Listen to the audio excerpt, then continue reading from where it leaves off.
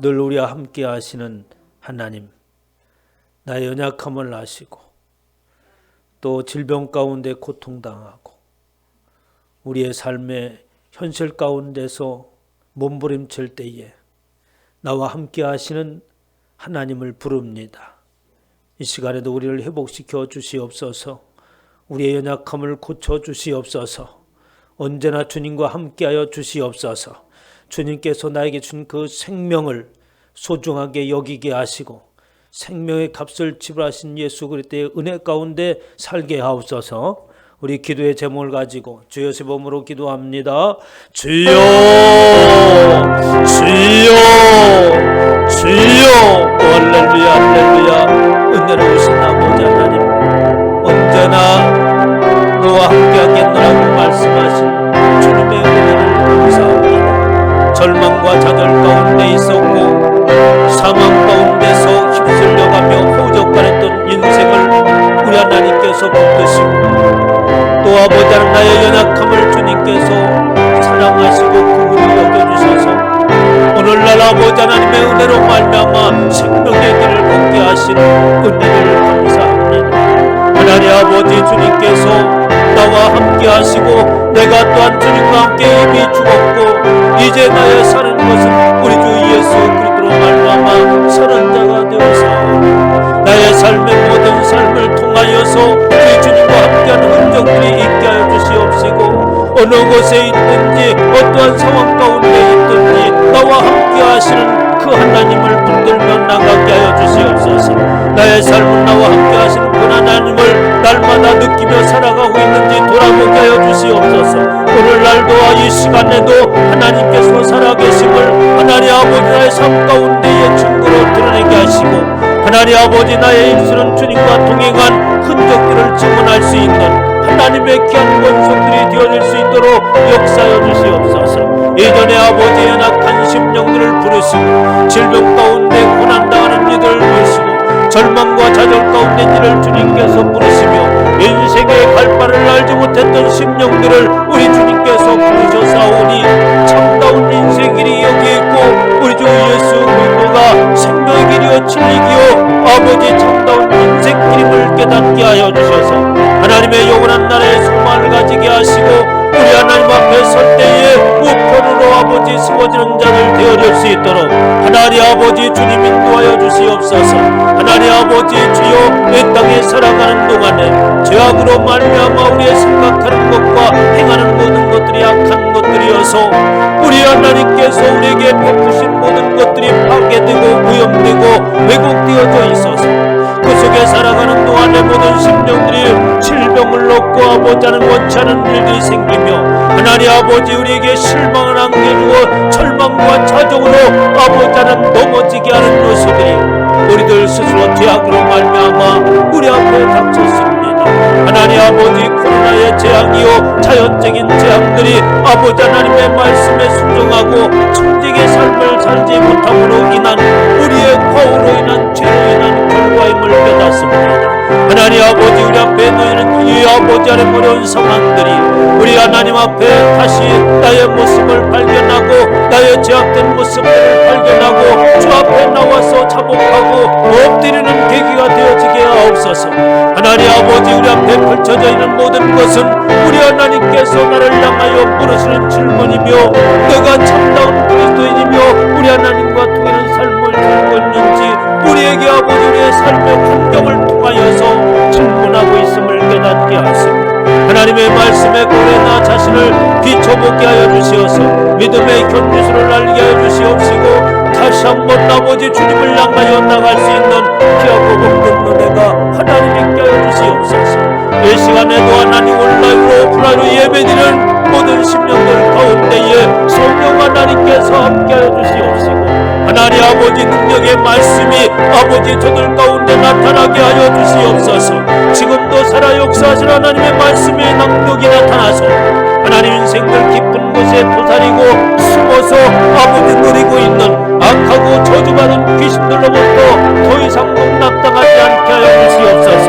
말씀 앞에 어둠의 영이 물러가게 하시고 더러운 영들이 그 정체를 드러내게 하여 주시어서 주님께서 이 땅에 오셔서 말씀을 선포하실 때에 어둠의 영들이 물러갔던 것처럼 이 시간에도 아버지의 더러운 영들이 떠나가게 하여 주시옵시고, 귀신들이 그 정체를 드러내게 하여 주시옵시고, 말씀 앞에 아버지 하나님 주여 물러가는 역사가 있게 하시옵시고, 오늘도 살아계시는 하나님의 말씀의 능력의 증거가 우리의 삶 가운데 있게 하여 주시옵소서.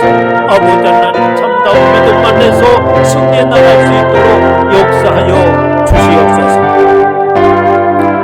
은혜로우신 아버지 하나님, 영원토록 우리와 함께 하신다는 말씀을 의지합니다.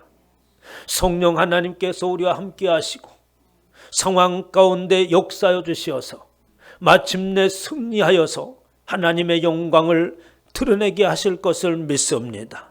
우리의 삶의 모든 영역에서 하나님을 향하여 기도하게 하시고, 기도하는 모든 것들마다 응답받음으로 인하여서 하나님이 나와 함께 하신 그 증거가 날마다 늘어나게 하여 주시어서 내가 하나님을 친히 배운 바 되었으며 만진 바 되었고 본 바 되었노라고 고백할 수 있는 귀한 권속들이 되어지게 하옵소서. 감사드리며 우리 주 예수 그리스도의 이름으로 기도하옵나이다. 아멘.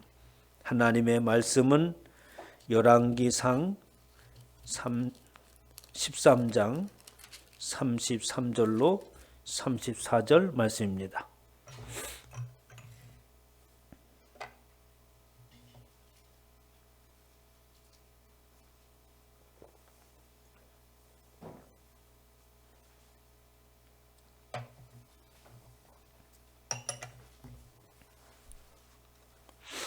열왕기상 13장 33절로 34절 말씀을 다 함께 큰 목소리로 합독합니다. 여로보암이 이 일 후에도 그의 악한 길에서 떠나 돌이키지 아니하고 다시 일반 백성을 산당의 제사장으로 삼되 누구든지 자원하면 그 사람을 산당의 제사장으로 삼았으므로 일이 여로보암 집에 죄가 되어 그 집이 땅 위에서 끊어져 멸망하게 되니라. 아멘. 이 시간에 하나님께서 저와 여러분에게 주시는 말씀은 열왕기상 13장 말씀으로서 멸망의 길에서 돌아서자 이란 제목으로 하나님의 말씀을 선포하도록 하겠습니다. 이스라엘의 역사는 참 독특한 역사를 가지고 있습니다. 우리나라 역사도 아주 깊은 반면에 이스라엘 역사도 우리나라 역사 못지않게 아주 깊은 역사를 가지고 있습니다. 그런 역사를 가지고 있으면서 불구하고 우리나라가 가지고 있는 그 역사의 기록들, 그 왕들의 그 치세를 기록한 실록들이 있지 않습니까? 그런 기록들을 보면은 얼마나 아주 세세하게 기록되어 있는지 아주 국가의 보물이 있죠. 그래서 일제치하에 일본 사람들이 그 실록들을 불태워버리고 또 빼앗아가고 제거해 부르려고 애를 썼습니다.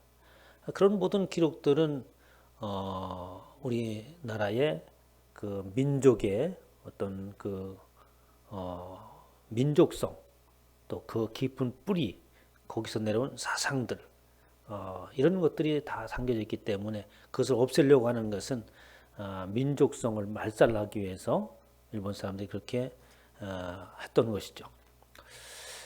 그러나 이스라엘 역사를 보면은 물론 성경에 열왕기를 통하여서 다윗 이후의 모든 왕들이 쭉 나열되어 있지만 그것이 이스라엘 역사의 전부가 아닙니다.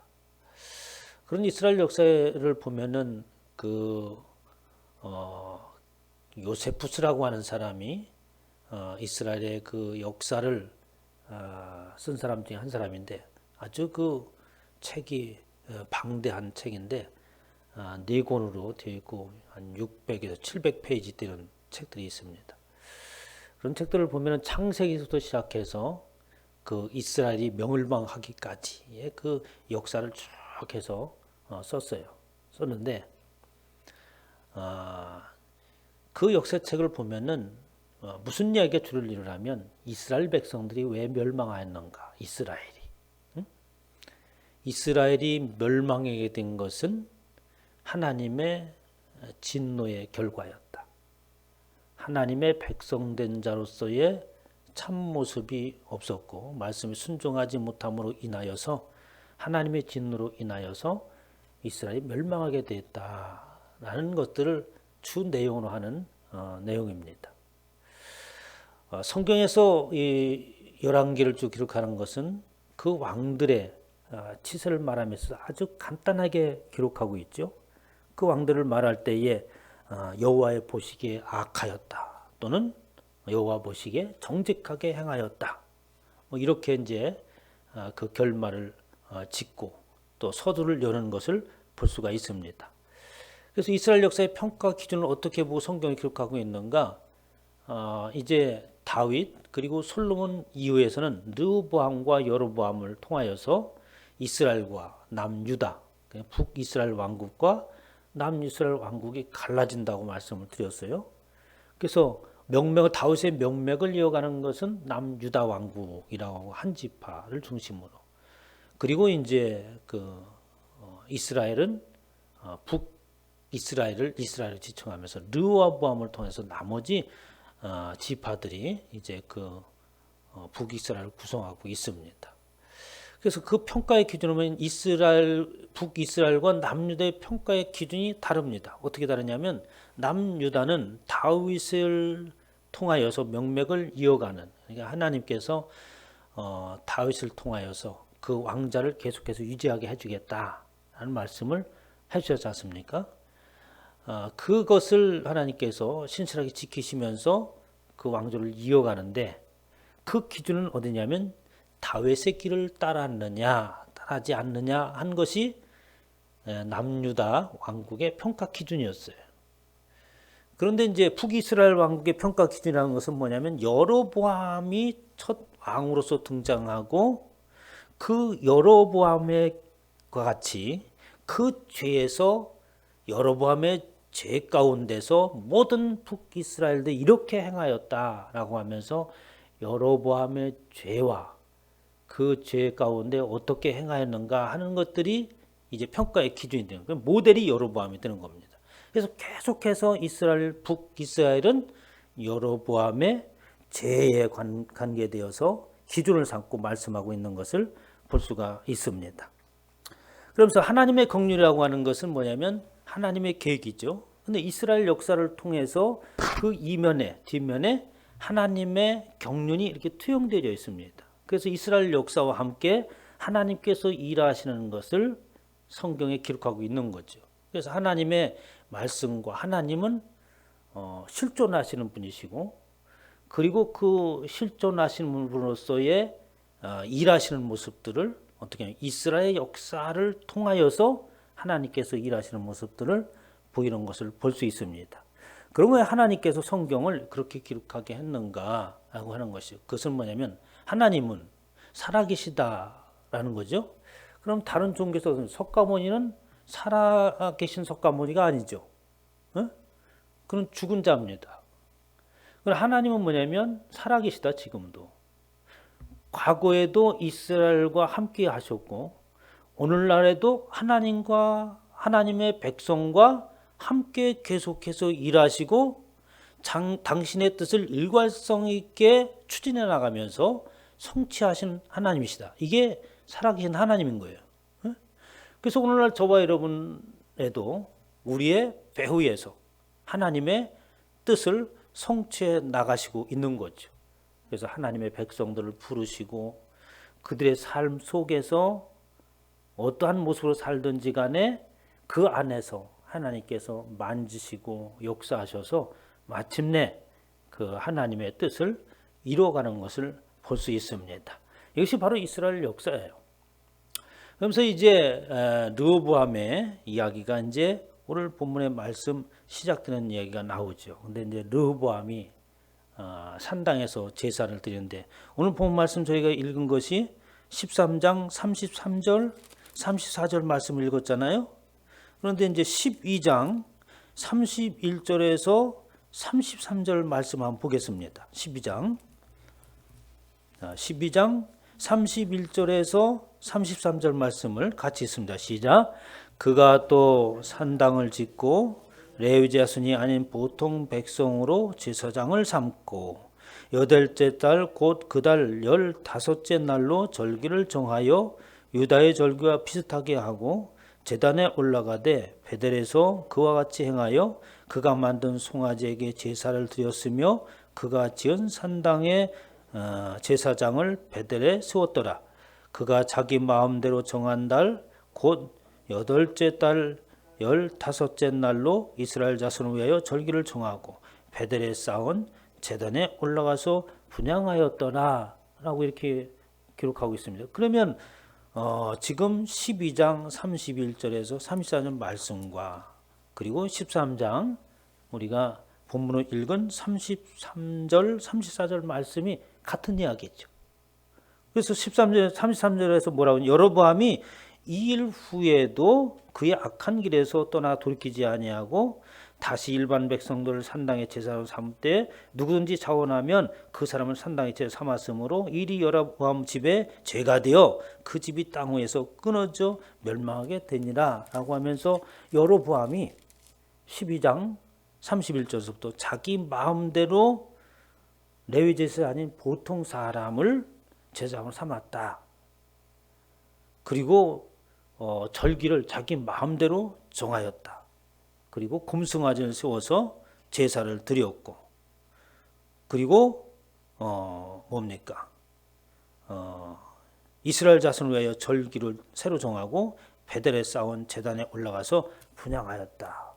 분향하는 제사를 드리는 장소가 예루살렘이 아닌 이스라엘 백성들이 예루살렘에 가서 그 북기 이스라엘 사람들이 유다로 돌이킬까봐 그래서 베델과 단이라고 하는 곳에 단을 쌓고 금송아지를 만들었다고 지난 시간에 말씀드렸잖아요. 그런데 그렇게 여로보암이 행함으로 인하여서 결국 그는 그 집의 땅 위에서 끊어져 멸망하게 되었니라 라고 하면서 마치 가루를 열고 가로 닫고 이렇게 되었다라고 결말을 짓는 것 같이 말씀하고 있습니다. 그러면서 이제 아주 재밌는 얘기가 이제 1절서부터 시작을 하는 거예요. 그래서 북이스라엘의 유다 왕국의 선지자가 이 여로보암을 찾아옵니다. 찾아와 가지고 하나님의 말씀을 전하죠. 그것이 바로 13장 2절 3절에 있는 말씀이에요. 하나님의 사람이 같이 한번 읽습니다. 하나님의 사람이 제단을 향하여 여호와의 말씀으로 외쳐 이르되 제단아 제단아 여호와께서 이와 같이 말씀하시기를 다윗의 집에 요시아라 이름하는 아들을 낳으리니 그가 내 위에 분향하는 산당 제사장을 내 위에서 제물로 바칠 것이요 또 사람의 뼈를 내 위에서 사르리라 하셨느니라 하고 그날에 그가 징조를 들어 이르되 이는 여호와께서 말씀하신 징조라 제단이 갈라지며 그 위에 있는 재가 쏟아지리라 라고 하면서 여로보암이 멸망하고 그 징조로서 제단이 갈라지고 그리고 그 위에 있는 재가 쏟아질 것이다 라고 이렇게 하나님의 말씀을 전합니다. 그래서 제단이 갈라지고 그 제단에 재가 쏟아진다라고 하는 것은 뭐냐면 여로보암이 하나님께 제사 드리는 그 제사를 하나님께서 연락하지 않는 재를 쏟아버려 하나님께서. 제사상을 차려놨는데 뒤엎어버렸다는 얘기죠. 쉽게 말해서. 그리고 그 제사와 제단이 부정하다라고 하는 것으로서 상징으로서 제단이 갈라지고 죄를 엎으시겠다라는 예언의 말씀을 이제 전합니다. 그러자 이제 여로보암은 이제 지금 종교 정책을 펴나감에 있어서 이제 왕을 자기가 북이스라엘 왕국을 이끌어가면서 종교 정책을 어떻게 펴나가는 것이냐, 바로 베델과 단에 금송아지를 세우고 그것이 바로 하나님이다라고 하면서 이제 자기 나름대로의 종교 정책을 펴나가고 있는데, 이 선지자가 와가지고 찬물을 끼얹는 거잖아요. 하나님께서 연락하지 않는다, 다 엎어버릴 것이다, 이런 얘기를 하니까 여로보암이 열받잖아요. 그래가지고 여로보암이 아주 소리를 줍니다. 저 녀석을 잡으라고 말이야. 이 사절에 있는 말씀이에요.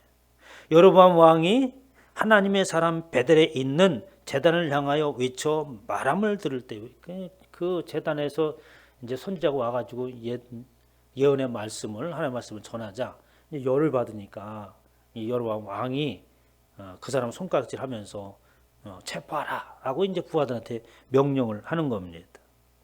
그때 제단에서 손을 펴며 그를 잡으라 하더라. 그를 향하여 편 손이 말라 다시 거두지 못하며 하나님의 사람이 여호와의 말씀으로 보인 징조대로 제단이 갈라지며 제가 제단에서 쏟아진지라라고 하면서 하나님의 말씀이 임하자마자 그것이 현실로 드러나는 모습을 볼 수 있습니다. 그래서 그 선지자를 향하여서 손을 펴면서 명령을 내릴 때 그 손이 어떻게 합니까? 말라버렸다라고 이렇게 이야기하고 있는 것을 볼 수 있습니다. 그러니까 그 하나님의 권능이라고 하는 것은 참 놀라운 것이죠. 이 땅에 있는 모든 것들이 하나님의 권능으로 말미암아 지음받았고 하나님의 말씀으로 인하여서 들음받았기 때문에 그 말씀에는 권능이 있습니다. 그래서 지혜의 권능이 하나님께로부터 나오는 것임을 우리가 알 수 있는 것이죠. 이렇게 이제 여로보암이 화를 내고 또 하나님께서 그에게 연락지 아니하시는 그런 제사라는 것을 징조를 통해서 이제 여로보암에게 가르쳐 줍니다. 아마 이쯤 되게 되면 아마 저와 여러분 같으면 어떡합니까? 많은 깨달음이 있고 눈물이요 콧물이요 쏟으면서 회개를 하겠죠. 내가 잘못해가지고 손짓을 했더니 손이 말라버렸다든가 그런 징조가 있었고 또 아주 그 무서운 제단이 갈라지고 재가 쏟아지는 그렇게 무서운 현상들이 어떤 현상이 일어났다고 한다면 우리는 아마 그 자리에서 바짝 엎드려가지고 아이고 하나님 살려주세요 하고 그랬을 거예요. 그죠? 이런데 여로보암은 참 그 특이한 사람입니다. 왕이 하나님의 사람에게 말하여서, 그래서 이제 왕이 6절에 그 선지자에게 말을 하죠. 청하건대 너는 나를 위하여 내 하나님 여호와께 은혜를 구하여 내 손이 다시 성하게 기도하라 라고 얘기합니다. 이렇게 기록은 되었지만 우리가 읽을 때 하고 실제적인 그 상황은 좀 더 리얼하게 보면은 여로보암이 깜짝 놀래가지고 그렇잖아요. 선지자에게 좀 나를 위해서 기도를 해주셔. 그리고 나를 좀 낫게 해주셔라고 하면서 간절히 이렇게 이제 얘기를 했겠잖아요. 그런데 이제 이 여로보암이 그 선지자에게 하나님에 대해서 이야기할 때에 이 여로보암도 왕으로 세워질 때에 하나님의 계시를 받죠. 선지자가 와서 당신이 왕이 될 것이다 라고 하면서 그 선지자가 자기 옷을 12조각을 내가지고 찢어가지고 어떻게 나눠주잖아요. 한 조각은 유다, 한 조각, 10조각은 여로보암에게 나눠주면서 당신이 이 10지파를 소유하고 왕이 될 것이다 라고 하면서 하나님의 계시를 그 르보암에게 가르쳐 주잖아요. 그러니까 여호와 하나님에 의하여서 왕이 되어졌고 하나님을 알지 못하는 것이 아니라 하나님을 알기 때문에 하나님에 대한 신앙은 있는 것이죠. 근데 그 신앙이 뭔가 좀 문제가 있기 때 문제가 있는데 그 하나님을 송아지로 형상화시키고 하나님에 대한 이해를 잘못하고 있었던 거죠. 그래서 여로보암이 그 선지자의 이야기를 뭐라 하냐면 여호와 하나님을 말하게 내 하나님에게 내 하나님 여호와께라고 얘기합니다. 그러면 하나님이면은 저와 여러분들이 하나님에 관한 얘기할 때에 당신의 하나님이라고 얘기합니까? 전도사님 하나님이 그렇게 얘기 않잖아요. 우리 하나님, 나의 하나님 다 그렇게 얘기하잖아요. 우리 모든 다 나의 하나님인 거예요. 근데 여로보암은 뭐냐면 내 하나님 여호와께 은혜를 입을 수 있도록 기도해달라라고 얘기하는 거예요. 이미 그의 마음속에 하나님을 떠나고 있는 것이 그 하나님은 나의 하나님이 아니고 다른 사람의 하나님이에요. 내 하나님 여호와께 은혜를 구하여서 내 손이 다시 손께 기도해다오. 얘기하고 있는 것이에요. 그러니까 말 한마디 속에 그의 신앙의 참모습을 볼 수 있습니다. 그러니까 우리의 말을 해들어보면은 내가 불현듯 이렇게 내뱉는 말 한마디 속에서도 내가 참다운 하나님의 백성인가 아닌가라는 것을 알 수 있죠. 그렇게 기도해달라 얘기하죠.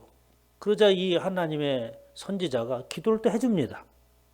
그래서 하나님의 사람이 여호와께 은혜를 구하니 왕의 손이 다시 성하여 전과 같이 되니라라고 얘기합니다. 또 하나님이 고쳐주셨어. 전과 같이 됐어. 하나님이 저와 같은 마음을 가지셨다면 네 하나님 괘씸하게 괘씸죄를 적용해서라도 안 고쳐줄지 몰라. 근데 하나님은 또 고쳐주셨어요. 왜 그렇게 하셨느냐? 그 뒤에 여로보암의 태도를 하나님께서 보시기를 원하는 거죠. 우리 하나님의 은혜와 우리가 그 하나님에 대한 은혜의 반응을 어떻게 해야 되는가라고 하는 것을 우리는 이 시간을 통해서 잘 깨닫기를 주님에 축원합니다. 그래서 그 은혜를 구하였어요. 그래서 그 은혜를 입었어. 그 은혜를 입고 나서 그 뒤에 어떻게 르호보암이 반응하느냐 7절 한번 읽습니다. 같이 한번 읽을까요? 7절에 왕이 하나님의 사람에게 이르되 나와 함께 집에 가서 쉬라 내가 내게 예물을 주리라 라고 이렇게 합니다. 그 말을 그냥 읽어보면은 이게 하나님의 7절에 보면 은혜를 입었기 때문에 그 은혜에 보답을 하려고 하는구나 이렇게 생각할 수 있잖아요. 그러나 여기에서 우리가 깊이 생각할 것은 뭐냐면 하나님의 그 은혜를 구하여서 그 하나님의 여로보암의 행하는 그 모습들을 하나님께서 인정하지 아니하고 제사를 받으지 않는다고 하는 그 놀라운 증표를 보여줬잖아요. 화들짝 놀라가지고 손까지 말랐으니까 얼마나 깜짝 놀랐겠어요. 그래서 그 사정을 하여서 선지자를 통해서 고침을 받았으면 첫 번째 뭐라 해야겠어요? 하나님 앞에 자기의 죄를 고백하고 회개해야 되는 것이 먼저가 아니겠습니까?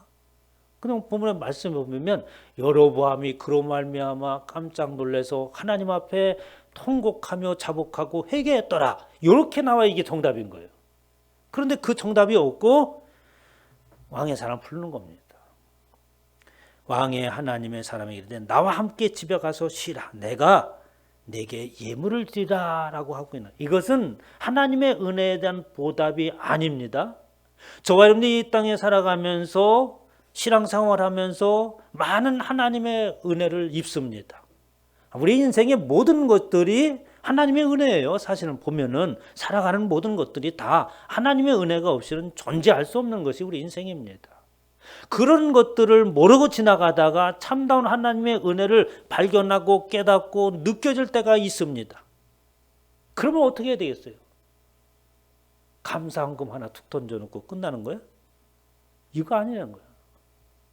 여로보암이 그런 겁니다. 수고했어.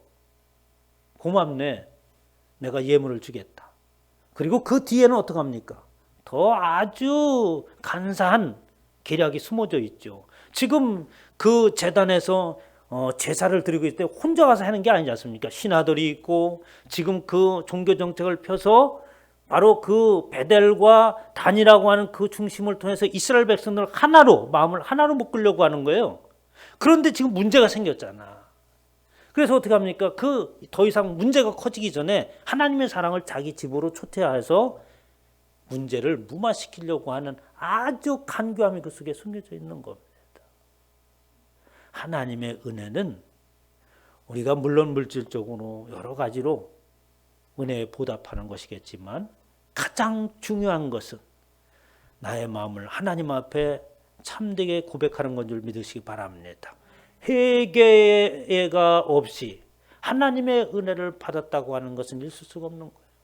하나님의 은혜를 받은 것은 바로 내가 하나님 앞에 바로 돌아서는 것인 줄 믿으시기 바랍니다.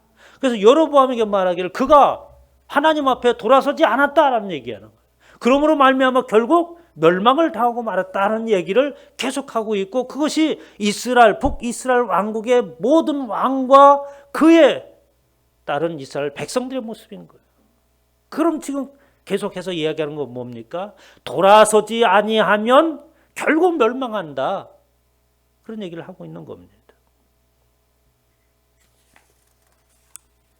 그러면서 이제 이스라엘 그 왕 르호보암에게 한 이야기와 선지자가 얘기를 하는데 그 이야기를 하고 이제 돌아가는데 하나님께서 그 선지자에게 아주 특별한 당부를 합니다. 너는 거기에 가거들랑 9절 한번 있습니다. 13장 시작. 이는 곧 여호와의 말씀이 내게 명령하여 이르시기를 떡도 먹지 말며 물도 마시지 말고 왔던 길로 돌아가지 말라 하셨나이다 라고. 그러니까 이 선지자에게 하나님께서 보내실 때에 너는 거기 가거들랑 떡도 먹지 말고 물도 먹지 말고 그리고 왔던 길로 다시 돌아가지도 말라. 그러니까 하나님은 이 유다 왕국의 선지자를 통해서 하나님의 진노의 급박하심을 하나님의 경고를 신속하게 아리고 돌아와라. 그리고 거기에서 너는 먹지도 말고 마시지도 말고 와라. 그러니까 북이스라엘이 하는 모든 음식들은 부정하다는 얘기인 거예요. 우상을 섬긴 곳 속에서 너희는 먹지도 말고 마시지 말라 이런 얘기인 거예요. 그리고 신속히 돌아와라. 그런 얘기를 하나님께서 하신 거예요. 그래서 이제 그 가자는 말 속 여로보암이 가자고 했을 때에 그 선지자가 그렇게 말하잖아요. 왕께서 7절에 보면 왕의 집 절반을 내게 준다 할지라도 나는 왕과 함께 들어가지도 아니하고 이곳에서 떡도 먹지도 아니하고 물도 먹지 아니하리라. 아주 단호하게 끊어버리죠. 아주 여기까지는 아주 멋있었습니다. 그렇잖아요? 우리 신앙의 모습을 절개를 지켜갈 때 보면 아주 멋있어요. 그렇게 나오는데 좀 상황이 변해요. 보면은 11절 보면은 한 사람이 또 등장을 합니다. 누구냐? 늙은 선지자가 살았다는 베델에, 북이스라엘에. 그러면서 이야기를 아주 묘하게 끌고 나갑니다. 그 베델의 북이스라엘에 그러니까 여로보암이 통치하고 그 베델 제단에 금송아지를 놓고 제사를 드리는 그 동네에 그곳에 늙은 선지자가 살았다. 그런데 그 아들들이 그 상황을 봤어요. 그러니까 그 봤다는 것은 그냥 구경으로 간 것이 아니라 늙은 선지자 아들들이 여로보암이 하나님 앞에 예물 드리고 제사지는 그곳에 참여했다고 하는 거죠. 그러면 이 늙은 제사장은 여로보암이 펴나가는 종교 정책에 동조를 해서 그 아들이 거기에 참여를 했다는 얘기가 되는 거예요. 같은 족속이라는 거죠. 생각을 품고. 여로보암의 죄에 같이 휩싸여 있는 자라라고 이렇게 볼 수 있습니다. 그래서 그 아들이 와서 이런 일들이 벌어졌습니다. 그러니까 이 늙은 선지자가 내가 유다에서 온 선지자를 하나님의 사람을 만나야겠다. 말에 안장을 채워라. 그래서 타고 갑니다. 그래가지고 가는데 이 선지자가 불이 나게 다시 유다로 돌아갔어야 되는데 그 길이 결코 먼 길이 아니었죠. 그런데 14절을 보면은 상수리 밑에 나무에서 쉽니다. 하나님의 사람을 뒤따라가서 상수나무 아래 앉은 것을 보고 이르되 그대가 유다에서 온 하나님의 사람이냐 대답하되 라고 얘기해요. 그러니까 하나님의 말씀을 듣고 그 말씀 속에는 긴박함과 그리고 네가 그곳에서 잠시라도 주체하고 물 한 모금이라도 먹는 그 순간이라도 어떻게 너는 여로보암이 행했던 그곳에 어떻게 오염될 소지가 있다 이런 느낌인 거예요. 그래서 빨리 갔다가 빨리 와야 되는데 상수나무한테 쉬고 있네. 마음이 풀어진 거죠. 이게 우리 신앙이 보면은 어떠한 목적을 이루고 하나님의 응답이 있은 그 뒤에는 우리 보면 풀어지는 사람들이 많아요. 영적인 긴장감이 계속 있어야 되는 줄 믿으시기 바랍니다.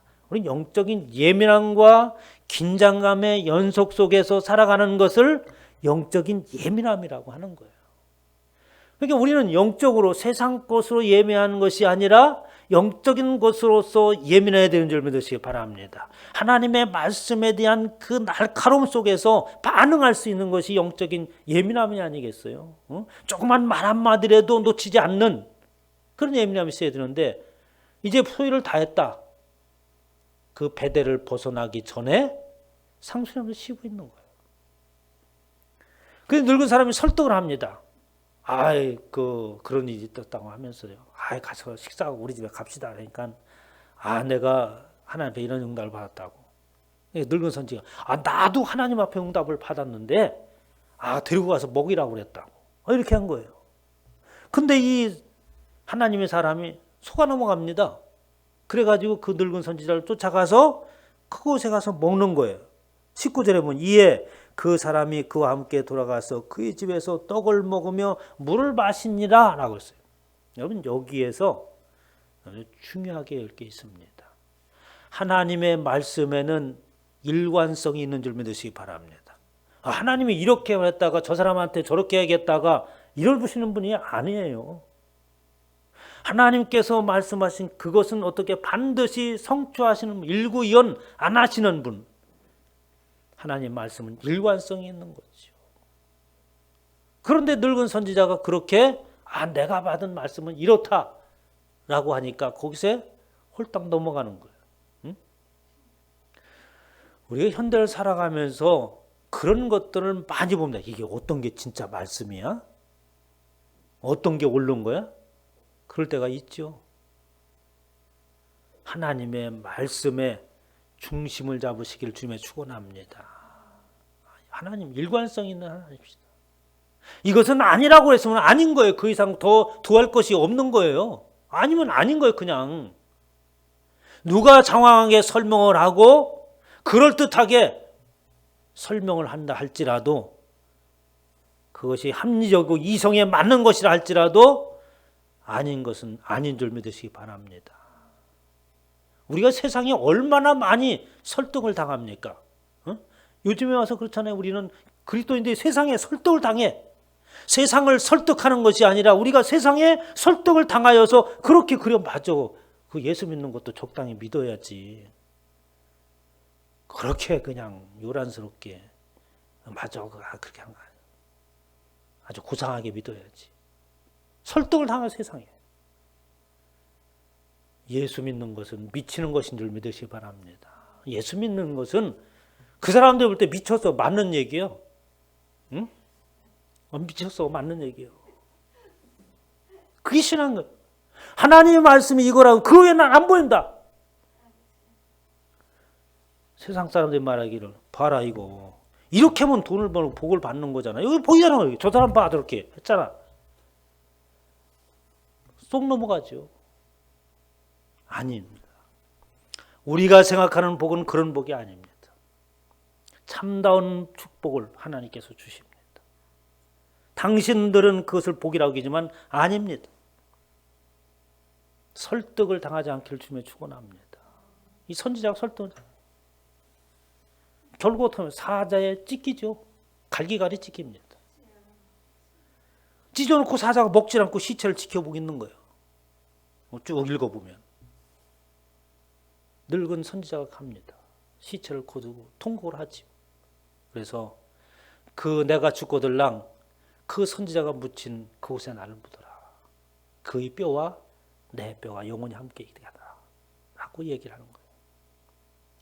그러면 여기서 가만히 보면은 이야기 중에 하는 이야기가 있습니다. 이스라엘이 북이스라엘과 남유다가 갈라졌다고 했잖아요. 지금 등장하는 선지자가 북이스라엘의 늙은 선지자와 남유다 선지자가 등장하고 있잖아요. 그럼 이스라엘 역사를 보면 어떡합니까? 북이스라엘과 남유다가 멸망하는데 시간 차이는 있지만 결국은 둘 다 멸망하잖아. 이스라엘이 하나님의 말씀을 벗어남으로 인하여서 그 진노가 하나님께서 어떻게 결말을 지으시는가? 이스라엘 백성을 완전히 멸망을 시킵니다. 그래서 유다에 왔던 선지자 어떻게 처음엔 잘 나갔어. 다윗의 왕제를 쫓았던 그 모든 이들은 처음에 어떻게 잘 나가다가 결국 어떻게 해요? 여로보암의 길을 쫓아간 거야.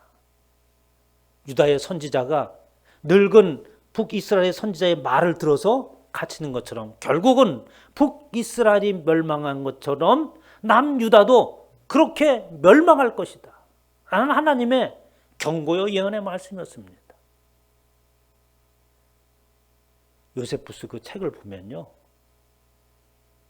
그 멸망하기 직전, 그러니까 로마에 의해서 티투스 그 황제, 그 전엔 장군이었죠. 장군에서 멸망하는데 예루살렘 성 안에 장절등만 270만 명이 모였습니다. 유대인들이. 왜 이렇게 모였냐? 그 예루살렘 성 안에 그렇게 많이 살 수가 없어요. 유대 절기를 지키려고 그곳에 모였을 때 이 로마군이 포위를 합니다. 꼼짝 못하게 가지고 300만 명이 넘게 그 좁은 공간에 있었죠. 6개월 동안에 170만 명이 죽습니다. 6개월 동안. 우리나라 6.25 때 뭐 100만 명이 죽었다 하잖아요. 3년 전쟁했잖아. 6개월 동안에 아주 처참하게 아주 싸그리 다 죽습니다. 그것도 어떻게? 자기들 스스로 다 죽이다가 물론 로마군도 죽지만 자기들 안에서 강도들이 일어나고 스스로 멸망해 가는 거예요. 그 요세푸스가 그것을 쓰면서 눈물을 흘렸습니다. 우리 민족이 이렇게 하나님을 떠났다가 멸망해 나간다. 응? 그렇게 쓰고 있습니다. 하나님의 말씀은, 하나님의 심판은 틀림이 없는 줄 믿으시기 바랍니다. 우리가 소홀히 가볍게 심판을 여기서는 안 되는 거예요. 분명한 역사 속에서 말하고 있는 것은 이것은 진짜다라는 얘기가 되는 거예요. 역사 속에서 말하고 있는 이유는 진짜로 그렇게 되어집니다. 처참하게 좋습니다. 그들이 갇혀서 포위를 당했을 때 먹을 것이 없을 때 마리아라는 여인이 먹을 것이 다 별별 걸 다 갈고 먹다가 결국에는 자기 아들을 잡아먹습니다. 전 먹던 아들. 그것을 요리를 해가지고 반은 먹고 반은 남겨놔. 그래가지고 그 유대민족 중에 강도들이 왔을 때 내가 맛있게 요리한 것을 남겨놨는데 그걸 먹고 가라고. 자기 애 잡은 요리를 그렇게 내놓습니다. 기절을 하는 거지. 이렇게 되었구나. 이렇게 비참하게 되는 거야. 얼마나 예수 그리스도를 십자가에 달고 그 뒤에 예루살렘이 멸망하기 70년 후에 멸망하잖아요. 그 역사 동안에 수백만 명이 죽습니다. 이스라엘 민족이. 그 민족도 어디서 다 했다가 다 죽었는지. 막. 그 책에 써놓은 건 니가라에서는 시체의 시체를 밟고 넘어가고 생지옥이 따로 없는 거예요. 하나님의 말씀에는 일관성이 있는 줄 믿으시기 바랍니다. 돌이키지 말라고 하면 돌이키지 말아야 되는 거죠.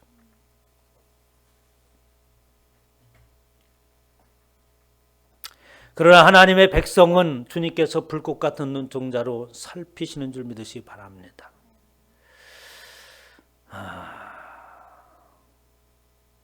시편 17편 8편은 나를 눈동자같이 씻기시고 주의 날개 그늘에 감추사 내 앞에서 나를 압제하신 악인들과 나의 목숨을 누리는 원수들에게서 벗어나게 하옵소서. 유다에 있는 하나님의 사람이 하나님의 말씀을 선포할 때에 그 여로보암 앞에서 그 말을 선포해서 얼마나 겁이 났겠어요. 응? 두려움인 거죠. 아니나 다를까 체포하라, 죽여라 하는 여로보암의 명령이 떨어지지 않습니까? 그러나 하나님께서 그를 지키시죠. 저와 이 땅에 살아가는 동안에 각 사람이 맡긴 소임이 있습니다. 이 땅에 우리 모두는 그냥 왔다 가는 것이 아니라 하나님의 자녀로서 해야 될 사명이 다 있는 줄 믿으시기 바랍니다. 그 일을 감당하는 동안에는 주님께서 붙드시는 줄 믿으시기 바랍니다. 다니엘서 6장 20절에 나의 하나님이 이미 그의 천사를 보내어 사자들의 입을 봉하셨으므로 사자굴에 쳐 넣었는데 그 굶주린 사자가 다니엘을 물지 않잖아요. 못 물잖아요. 입을 봉하셨다는 거예요. 하나님이니까 그렇게 할 수 있는 거죠. 사도 바울이 옥에 갇혔지만은 하나님의 일을 이루기 위해서 어떻게 합니까? 옥문이 흔들리고 지진이 나가지고 다 열리게 하잖아요. 우리가 이 땅에 살아가는 동안에 하나님의 백성된 자로서 맡은 바 소원 가운데 있다면 두려워하지 않기를 주님의 축원합니다. 두려움이 없는 것이고 그 일을 감당함에 있어서 놀라운 하나님의 기쁨이 우리 가운데 있지요. 여로보암의 길이라고 하는 것은 저 멀리 있는 이스라엘의 한 왕의 여로보암이 걸어가는 그 길이 아니라 사실은 우리 인생들이 걸어가고 있는 길입니다. 북이스라엘과 남유다가 같이 결국은 망하였다라고 하는 것은 모든 사람들을 지칭하는 것으로서 하나님을 외면하고 그 길을 벗어난다고 한다면 동일하게 망한다고 하는 말씀을 경고의 말씀을 통해 주시는 거예요. 오늘 우리에게 돌아서라고 말씀하고 있습니다. 멸망의 길에서 돌아서서 생명의 길로 걸어가는 저와 여러분 되시기를 주님의 이름으로 축원합니다.